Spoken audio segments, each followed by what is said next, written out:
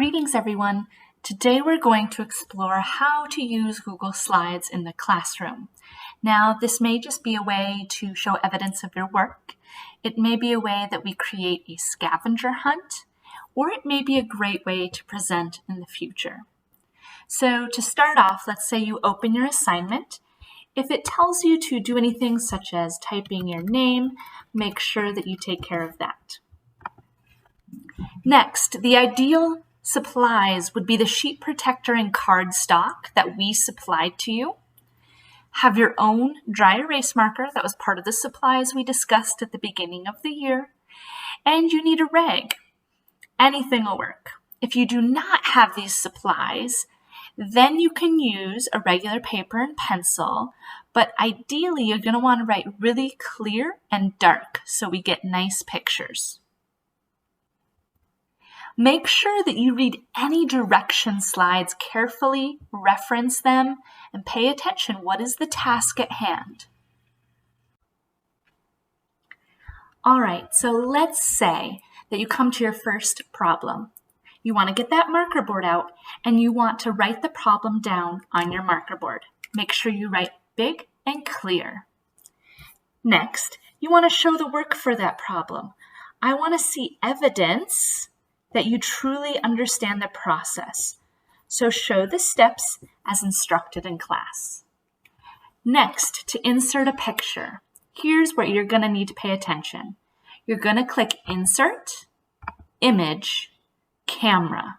Insert, Image, Camera. When you do that, your camera pops up.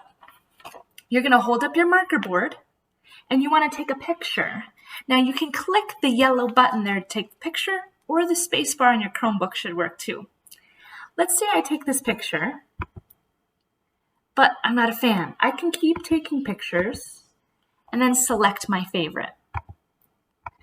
Now, I was talking, I don't need to see me in the background. So the other tool you're going to use is the crop image. And if you want to take the time to narrow that picture down, you can. I don't mind your face being in the background. I think it's more authentic. And then you're going to take that image, make sure it's very large and legible, and do what you need to do to drag it to the position where it's asked. If this is a scavenger hunt type lesson, then you'll want to find your answer, which was x equals 1 on another slide. If you click and hold, you can drag that slide next to it. So problem 1 got me to the answer on the next slide. Then I repeat the process. Problem number 3, solve it, drag the slides. The nice thing about scavenger hunts is if you don't find your answer, you know something's up. If you do, you're on the right track. And when you drag and drop, it's cyclical, meaning the last problem should connect back up to the first one. Then you really know if you're on the right track. And the last thing, as always, with any task at hand in class, make sure that you have a picture of your work on each slide. Rearrange if necessary, if that is part of the task. Make sure you've completed all of the problems. And then the only thing you need to do in Google Class is submit those slides back to your instructor. If you have any questions, make sure to ask. Fast forward, rewind this video to whatever part you need. And until next time, have a good one.